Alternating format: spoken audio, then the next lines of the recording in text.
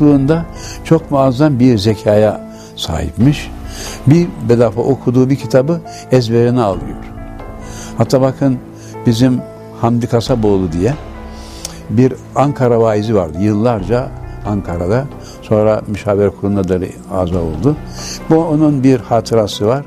Diyor ki Burdur'a gelmiş. Kendisi Burdurlu o zat. Dedi geldi efendim orada onu sürgün etmişler. Ben bir camiden kenarında kalıyor. Ben ona gittim ziyaret. Kendisi Ezher'den mezun. Ben bir Arapça mecmua buldum, götürmüştüm. Efendim şunu bir okur musunuz dedim. Hani okuyamayacağım mı? Dedi böyle mecmuayı bizzat kendisi bana anlattı. Mecmuanın diyor arka kapağında uzun bir yazı vardı diyor. Böyle bir baktı baştan sona kadar bir kere okudu. Sonra eline verdi. Bakalım hatırımda kalmış mı? Vallahi dedi bir kere okumakla o Arapça ibare bir sayfayı ezberlemiş dedi. O kadar Cenab-ı Hak bir hafıza ihsan etmiş. Ve hafızasında 80 kitap. O medreselerde okunan kitapların 80 kitap hafızasında varmış. Ankara'da şimdi baktı ki milletvekillerinin bir kısmı namaz kılmıyor. Canı sıkıldı. Bir broşür neşretti. Bu broşür Mesnevi Nuri'de var. Diyor ki Cenab-ı Hak bize bir İstiklal Zaferi ihsan etti. Bu İstiklal Zaferi'nin şükrü olarak bizim de Allah'ın emirlerine ittiba etmemiz lazım. İttiba etmezsek oradan doğruya o nimet başka tarafa kaçar. Onun için namazı kılmamız lazım diye bir broşür neşrediyor. Fakat bu ilk tesisin pek hoşuna gitmiyor. Ve kalkıyor mecliste bir zat çağırdık. Çok mübarek, alim bir zat. Fakat geldi diyor namaza dair şeyler yazdı. Deyince üstad söz istiyor orada vermiyorlar. Ondan sonra tabii çıkıyor koridora çıkarken ona da diyor namaz hakkında ona bir şey söylüyor ve hocam diyor ben size söylemedim diyor ben falan taziye vermem de bıraktım diyor ondan sonra. Barla'da 8 sene kalıyor üstad. Barla esas bütün Risale-i Nur'ların ekserisi Barla'da yazılıyor. Barla'da o kaldığı evin önünde büyük bir çınar ağacı var. O çınar ağacına çıkıyor geceleyin gece yarısından sabaha kadar orada iki tahta attırmış. Böyle ağlayarak Allahu Teala'ya ya Rabbi bu memleket için, bu alem İslam için, millet İslam için bir nur gönder diye böyle ağlıyormuş. Hatta böyle o iniltisini diyor 7 eve kadar dinlerdik diyor oradaki halktan. Ve ondan sonra da tabii Çam Dağı'na gidiyor. Çam Dağı'nda bizim Refet Barutçu abi onun ilk talebelerinden hayattaydı. Ondan çok görüştük. Sonra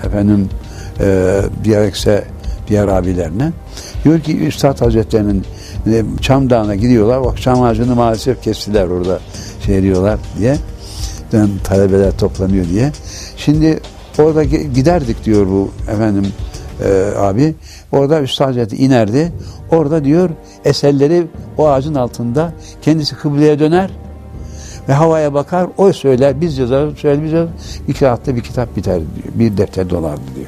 O şekilde eserler ağaçların altında, bağlarda, bahçelerde. Üstad Hazretleri zaman zaman böyle canı sıkılıyor ve kırlara çıkıyor. Kırlara çıkıyor. Orada tabii çok ziyaretçiler oluyor kendisine. Ve 8 seneden sonra onu Deniz Hapishanesi'ne alıyorlar. 1943'te. Ve orada da 9 ay 10 gün kalıyor. Ondan sonra da Afyon Hapishanesi 1948'de Afyon Hapishanesi'ne alıyorlar. Orada da 20 ay hücre hapsinde, beton hücre hapsinde. Orada yatan abilerden birisi anlattı. Dedi ki öyle ki dedi ben onun müdafasını yazmak için onun bulunduğu hücreye girdim dedi. Beton hücre yoksa kadar soğuk. Dedi 200 saat dayanamadım dedi. Kendisini 20 ay o tutuyorlar öyle o şeyde. Ondan sonra da beraat ediyor. Halbuki verdikleri cezayı çektikten sonra sanki beraat etmiş gibi ondan sonra çıkarıyorlar. Bozuyorlar. Kastamonu ayetinde eserler mesela Ayet-i Kübra'yı diyor. Diğer bazı eserleri telif ediyor. Orada da bazı eserler telif ediliyor. Ayet-i Kübra gibi, diğer bazı eserler gibi. eserler. Her gittiği yerde bir eser yazıyor. Fakat ekseri eserler Barla'da yazılıyor. Emirdağ'ında da efendim, şimdi tabii biz ekseriyetle Emirdağ'ında kendisini ziyaret ettik. Emirdağ'ında kendisi belki 5-10 defa belki ziyaret etmişimdir. Anladın mı? Orada efendim kendisini böyle şey eden, böyle ona himaye eden bazı abiler vardı. Allah rahmet etsin, vefat ettiler. Efendim biz orada çok kendisini ziyaret ettik ve orada hakikaten, fakat kendisi mesela cuma günleri camiye gidiyor. Fakat bakıyorsun cemaatte bir galeyan oluyor, elini öpmek falan. Bu sefer yasaklıyorlar camiye gelmesini. Yasaklıyorlar ve camiye de gidemiyor. O kadar çok sıkı takidat altında orada hayatını geçirmiş. Şimdi efendim 1953'te Bediüzzaman Hazretleri'ne tanıştık. Ondan sonra da Bediüzzaman Hazretleri bize vazife verdi. O zamana kadar eserler eski yazıyla basılıyordu. Fakat kendisine gittiğimizde dedi ki Said kardeş derdi bize. Biz şimdiye kadar bu eserleri eski yazıya basıyoruz. Yeni nesiller okuyamıyorlar. Ben manevi ihtar aldım dedi. Bu eserleri bundan sonra dedi yeni yazıyla, Latin alfabesiyle matbaada bastıracağız ve bütün insanlığa neşredeceğiz. Ve dedi ki sana nasip oldu dedi. İlk neşriyat büyük sözleri efendim daktilo ettirmişler ve orada duruyordu. Dedi ki bak bunu daktilo ettirdim. Bunu götüreceksin. Ankara'da bastıracaksın. Getireceksin. Kendisi de mübarek kesesinden 1200 lira çıkarttı. Verdi bana. Ve onu dedi bunu da maya yaparsınız dedi. O zamanın parasıyla. Ve geldik Ankara'da bizim Allah rahmet etsin Atıf Ural isminde bir kardeşimiz vardı. Mustafa Türkmenoğlu, Salih Özcan şimdi şeyde yatıyor hastanede. Onlarla beraber büyük sözleri basmaya başladık. Ve bir forma 16 sayfa bir forma dizilince basmıyorduk. Bediüzzaman Hazretlerine ya Isparta'da oluyordu yahut da Emirdağ'ında bir kardeşle gönderiyoruz. O Zübeyir abiye veriyor. Kendisi de eski yazıdan takip ediyor. Efendim yanlış bir kelime dizilmiş mi diye. O giden forma düzeliyor. Biz üstattan geliyor. Ondan sonra basıyorduk. Efendim bu şekilde büyük sözleri Ankara'da Rüzgarlı Sokak'ta Doğuş Matbaası vardı. O Doğuş Matbaası'nda basıyorduk. Şimdi efendim ben İstanbul Teknik Üniversitesi'nde okuyordum. Makine Fakültesi'nde. 3. sınıfa doğru geldik. Benim içimde bir bıkkınlık geldi. Ne olacak, okup da ne olacak falan gibi. Teknik Üniversiteyi bıraktık, Ankara'ya geldik. Ankara'da evlilikten sonra bir iş aramak icap etti. O zaman Diyanet İşleri Reisi efendim Ahmet Hamdi Akseki vardı. Ben doğrudan kendisine çıktım. Dedim ki ben bu daireye girmek istiyorum dedim. O da düşündü dedi sen gel şu masaya otur dedi yanında bir masa. Ben sana bir 2 saat soracağım dedi. Eğer cevap verirsen seni alacağım. Buyurun dedik. Kağıt kalem geldi. Dedi ki şimdi o zaman Türkiye'de ilk defa radyolarda efendim Kur'an-ı Kerim okunuyor. Daha ilk defa 1953-54'lerde. Dedi ki şimdi bu Kur'an-ı Kerim evet evlerde dinleniyor ama fakat pavyonlarda, gazinolarda, sefahat yerlerinde de açılıyor. Bu doğru mu dedi. Efendim dedim, fetva ekseriyete göredir. Ekseriyete evlerde dinleniyor. Fakat tabii bu bazı yerlerde de açılıyor. Fakat dedim ki inşallah oradaki sefahat içinde efendim türlü sefahatlerde olan kimselerin kulaklarına çınlayınca Kur'an-ı Kerim böyle ya ben ne haldeyim, ne vaziyetteyim bak Kur'an okunuyor diye onların intibahına, o yakınlığına vesile olur. Onların da kurtuluna vesile olabilir. Tamam hoşuma gitti dedi. Aldı bizi. Öylece girdik ilk önce memur olarak. Sonra biz efendim o zaman Diyanet İşleri'ne böyle kendisini yetiştiren hocalar geliyordu. Şark'tan. Hadis, tefsir, fıkıh, kelam imtihan oluyor. Ben de hususi olarak Pazar Üniversitesi günleri çalıştım. O dersleri okuduk ve imtihana girdik. Ve yüksek numarayla vaizlik, müftülük ünvanını aldık. Ankara'da 20 sene yakın vaizlik yaptık. İşte bu arada tabii ondan evvel işte demin arz ettiğim gibi Isparta'ya gitme nasip oldu. Şu şekilde. O zaman efendim Diyanet'e bir zat geldi. İsmi İskender Göçer. Bu zat çok harika şeyler anlatıyor. Bizim Yazı İşleri Müdürü Asım Köksal vardı. İslam tarihinin yazarı. Onun yanındaydı. Biz de kulak misafir olduk. Gördük ki ben peygamberimizi görüyorum. Hazreti Ali, Hazreti Hasan, Hazreti Hüseyin. Bana diyorlar ki sen yerinde Mehdi olacaksın. Biz de efendim İslami kitaplardan ahir zamanda peygamberimizin bir vekili olarak Mehdi Aleyhisselam gelecek. Büyük icraatlar yapacak diye biliyoruz. Ben Mehdi olacağım deyince biz alakalandık. Ondan 2 sene beraber gezdik. Bu Mehdi olacak. Bize de bir vazife düşer gibi. Efendim sonra bu tabii yüksek mühendisti. O Konya'ya gitti. Orada iş aldı. Ben de Diyanet'ten izin aldım. Gittim orada. Selamet Palace diye bir otel var. Orada oda tuttuk. O anlatıyor. Biz dinliyoruz. İçime bir şüphe geldi. Dedim hakikaten bu Mehdi olacak mı? Ya değilse hayat boşa gidiyor diye. Orada 3'ler 7'ler mezarlıklar var. Gidiyorum. Ya Rabbi diyorum ben hak yolda mıyım değil miyim? Bana bildir diye. Nihayet hatırıma geldi. Ya diyordum. Bak Bediüzzaman Said Nursi diye bir zat varmış. Bu zat çok mübarek bir zat. Allah'ın iyi bir kubbeli kulu. Ben bu adamı götüreyim. Bunun Mehdi olup olmayacağını bilir. Bir gün kendisine dedim ki böyle bir zat var. Gidelim ziyaret edelim. Benim kastım da bu zatın anlaşılması. Peder de hayattaydı. Ona telgraf çektik. Geldi. Üçümüz Konya'dan bir arabaya bindik. Isparta'ya gittik. Fakat geç gitmişiz. Varmışız oraya. Yatsıdan sonra olsun dedi. Bu gece efendim Bediüzzaman'ı ziyaret edelim.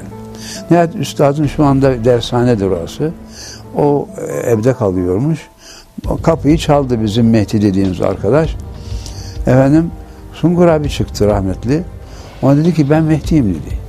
Peygamberimizden selam var görüşmek istiyorum. O dedi kardeşim üstad yatmış. Uyandıramayız yarın. Kapıyı kapatınca bizim Mehdi kızdı biraz. Olur mu dedi şimdi ya bizi bıraktılar kapıda. Bir daha çaldı. Bu sefer Bayram Yüksel isminde bir Allah rahmet etsin o kardeş çıktı. Ona dedi ki bak ben Mehdi'yim dedi. Peygamberin selamla görüşmek istiyorum. O dedi kardeşim pencereye bak dedi. Pencereye baktı bak üstad elektriği söndürmüş yatmış. Uyandıramayız. O da kapıyı kapatınca dedi bizi almadılar bir daha gelmem. Dedim ki ötele gidelim. Laletten bir ötele gittik. Yattık sabahleyin namazı kıldık baktık. Üstada hizmet eden Ceylan Çalışkan geldi. Üstad da söylemişler böyle kimler. Fakat Üstad tabi biliyorsunuz İslam'da bir hakikaten kerametler var. Bizim Hazretleri demiş ki Said geliyor demiş. Bir sonra arkadaşlar. Neyse. Biz gelirlik kişi istiyor ama dedi 3 kişi istemiyor. 2 kişi istiyor. Biz pederle birbirine baktık. O dedi ki bizim İskender'in arkadaş ben dedi zaten gelmeyeceksiniz. Baba oğul gidin dedi. Ceylan arkasına düştük. Üstadın huzuruna çıktık. O Isparta'daki dershanede. İkinci kattaydı. Üstad karyodaydı. Kalktı. Ayakta kucaklaştık. Elini öptük oturduk. Neredesin dedi. Tillo'luyum dedim. Ya dedi bak tevafuk dedi ben Tillo'da 70 sene evvel Tillo'daydım dedi. Demek ki oradan bir yardımcı istemiştim oradaki büyük zatlardan. Demek ki seni gönderdi. Üstad dedim Cenab-ı Hak layık kılsın. Kendisi o gün çok ferahtı böyle. Hayatından çok hatıralar anlattı. 30 Mart hadisesini anlattı. Dedi ki bizi de hapisten çıkardılar. Örfi İdare Mahkemesi'ne. Orada o şeyin yakınındaymış. Beyazıt Meydanı'nın. Ve beni pencerenin kenarına oturttular. Baktım dedi 15 kişi idam etmişler. Sehpalarda sallanıyorlar. Efendim sonra bana sual sordu. Sen de şeriatı istemişsin. Sen de efendim gericiymiş nice. Paşa paşa diyor. Hurşit Paşa.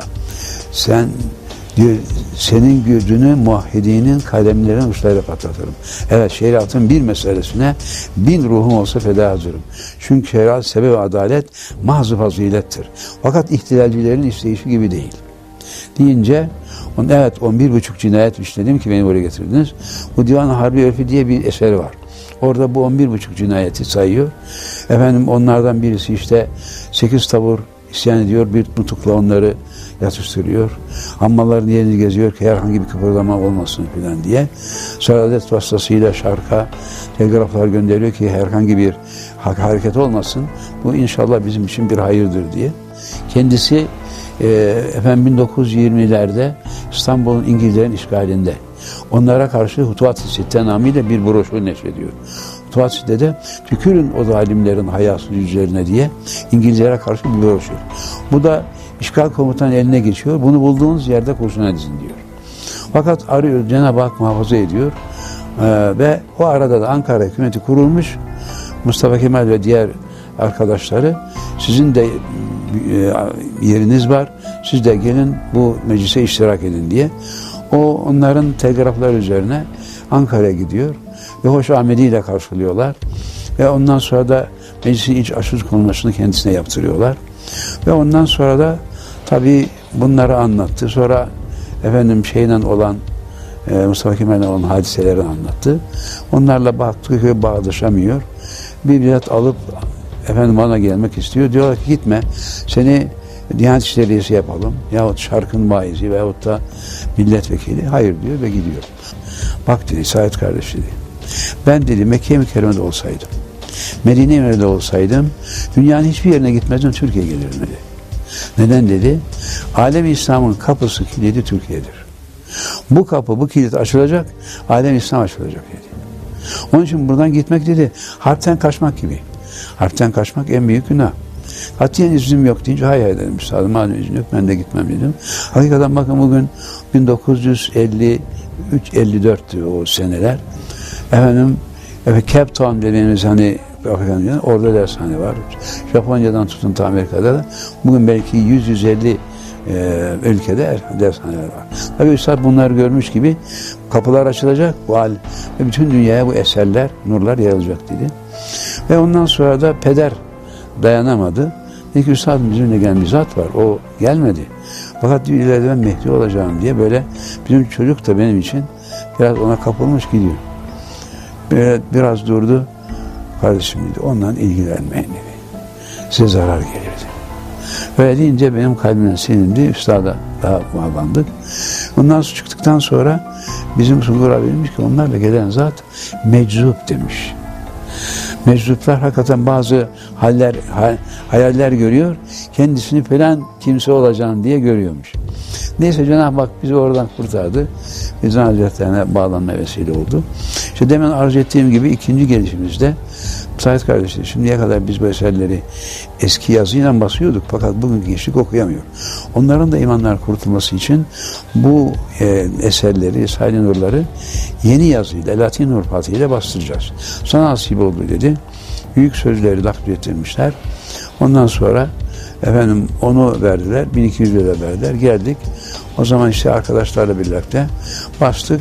Forma gönderiyorduk. Nihayet eser bitti. Ben büyük sözleri ciddettim. Beni Hazretine götürdüm. Onu götürünce o kadar sevindi, kalktı bizi kucakladı. Dedi ki kardeşim dedi, ben şimdi ölsem sevinerek giderim dedi. Neden dedi? Bu kitabı dedi binlerce gençler okuyacaklar, imanlarını kurtaracaklar, ebedi saadete gidecekler. Onun için ben çok sevinçliyim dedi. Kaç lira bunun fiyatı? Üstadım dedim sizin 1200 lira verdiniz, paranız var bu iş için. Olsun dedi.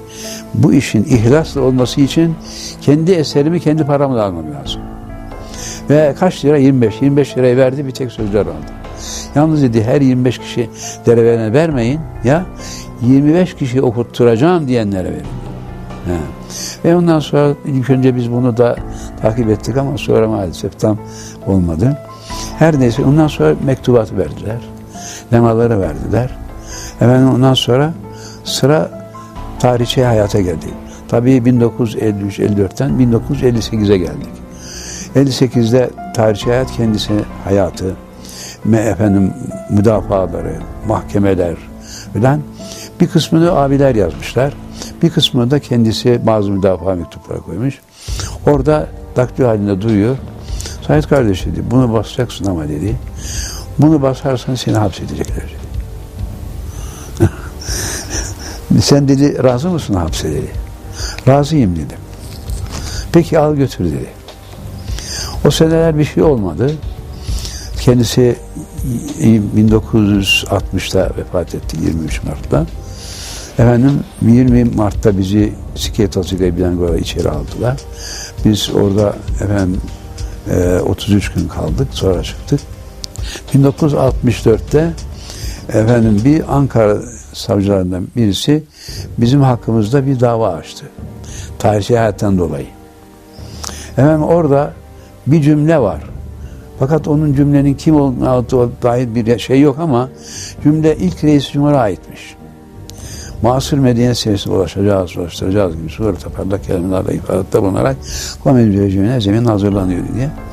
Dedi ki siz burada ilk zaten şey etmişsiniz, gayret etmişsiniz komislikle. Dedim efendim isim yok. Dedi bu cümle aynen nutukta var dedi. Ne olacak? Benden eski İsparta Milletvekili Doktor Tahsin Tol abi. Biz beraber neşretmiştik. Sungur abi de yazar müellif durumundaydı. Biz ikimiz naşirlik hükmündeydik. Bize 1,5 sene verdi. Sungur abiye 9 ay verdi ve yattık elhamdülillah. Üstadın dediği şimdi bundan dolayı yazacaksınız. Aynen çıktı yani. 6 sene evvel söylemişti. Aynen çıktı ve yattık. Tabii onun yalnız o değil.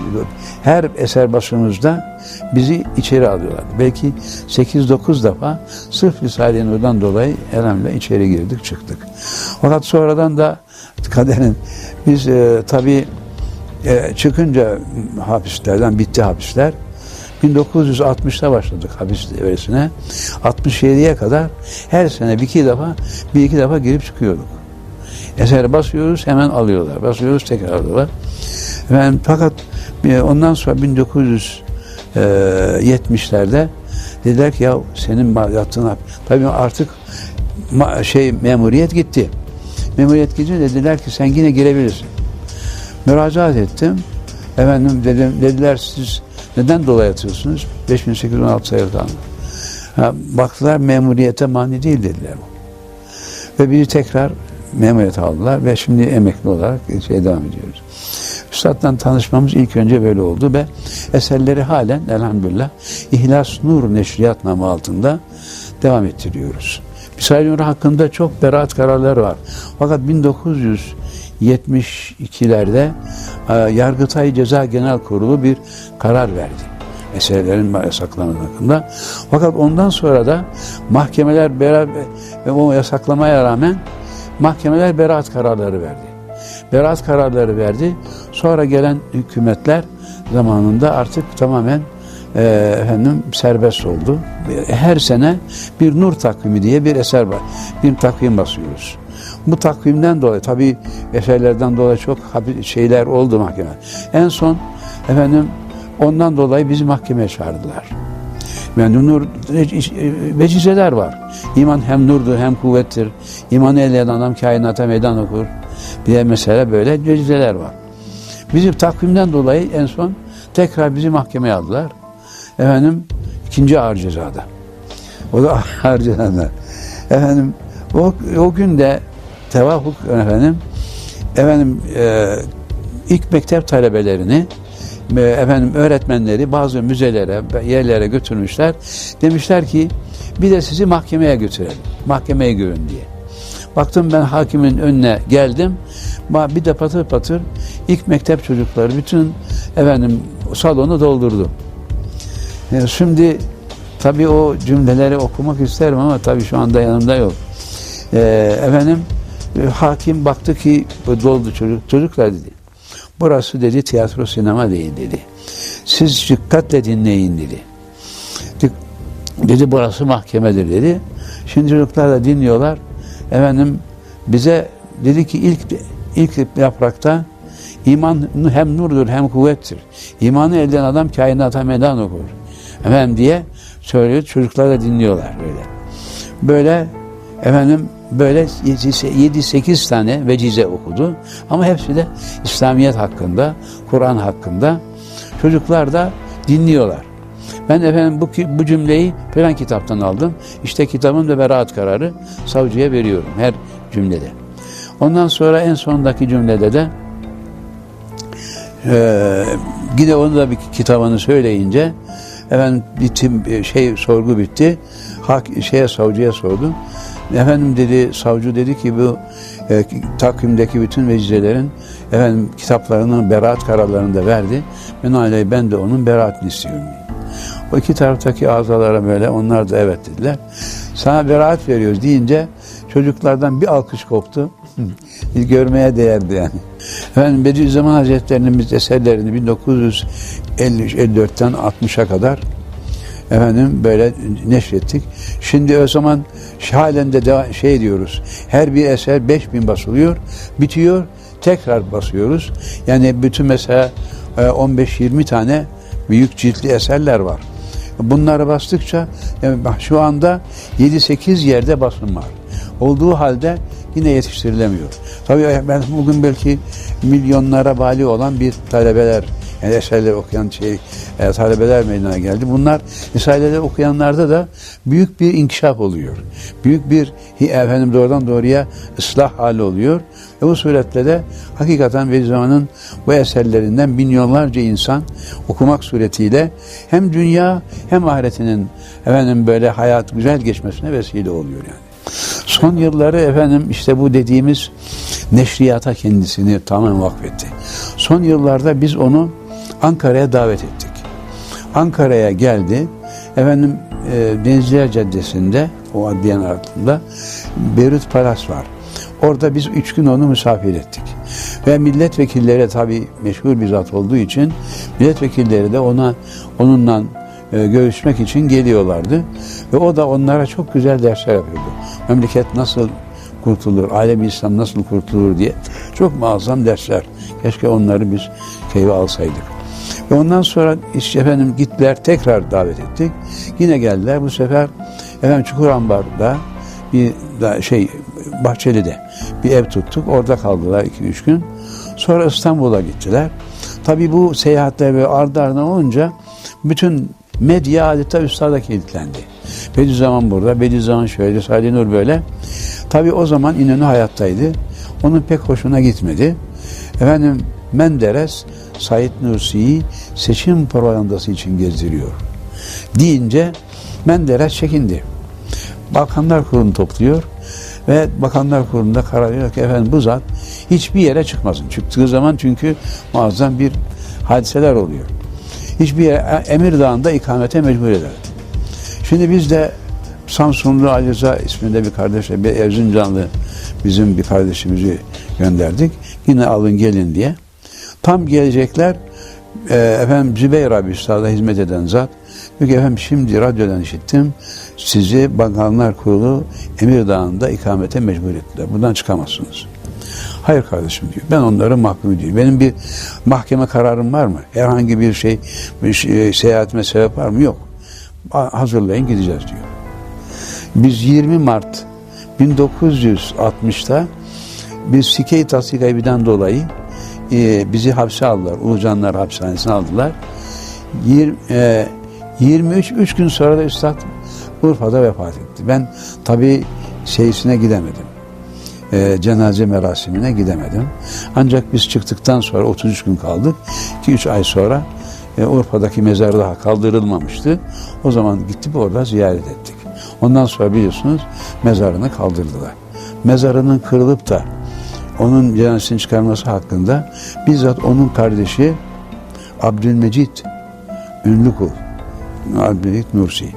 Onun abimle biz çok tanıştık, bulunduk beraber. O bana anlattı o hadiseyi. Dedi ki beni dedi Konya'daki evimden aldılar dedi. Askeriye. Beni efendim Urfa'ya götürdüler. Urfa'da askeri karargahta bana bir dilekçe yazdılar. Kendileri yazdılar. Burayı imzala dediler. O yazdıkları dilekçede efendim Said Nursi'nin cenazesi burada ana sebep oluyor.